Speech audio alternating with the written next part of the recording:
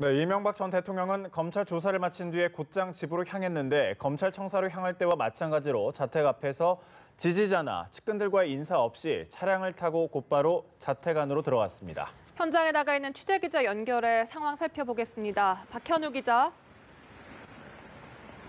네, 서울 논현동 이명박 전 대통령 자택 앞에 나와 있습니다. 조금 전인 오전 6시 33분쯤 이곳에 도착한 이 전 대통령은 차량을 탄 채로 자택 안으로 들어갔습니다. 경찰은 자택 앞 도로를 통제하고 현장에 경력을 투입해 만일의 사태에 대비했는데요. 현장에서는 이 전 대통령의 귀가를 기다린 지지자 등의 모습은 발견되지 않았습니다.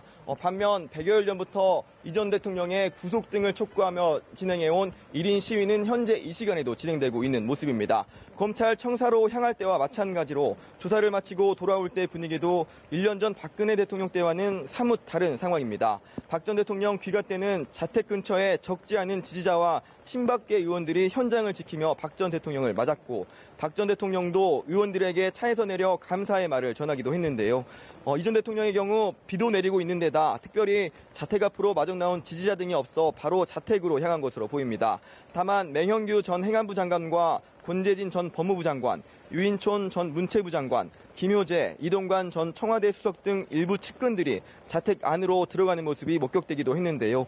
이 전 대통령은 이들과 검찰 조사에 대한 소회를 나눈 것으로 보입니다. 맹 전 장관 등은 조금 전인 한 5분 전쯤에 이곳을 다시 떠난 것이 목격이 되기도 했습니다. 장시간 검찰 조사를 마치고 온 이 전 대통령은 당분간 자택에서 휴식을 취하며 추후 행보를 구상할 것으로 보입니다. 지난해 박 전 대통령은 검찰 조사 뒤 특별한 외부 활동 없이 주로 집에 머무르며 자택에 방문하는 의원들을 접견하며 시간을 보냈는데요.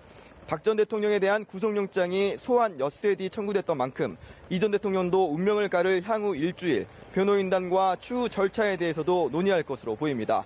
이 전 대통령 자택 앞에서 연합뉴스TV 박현우입니다.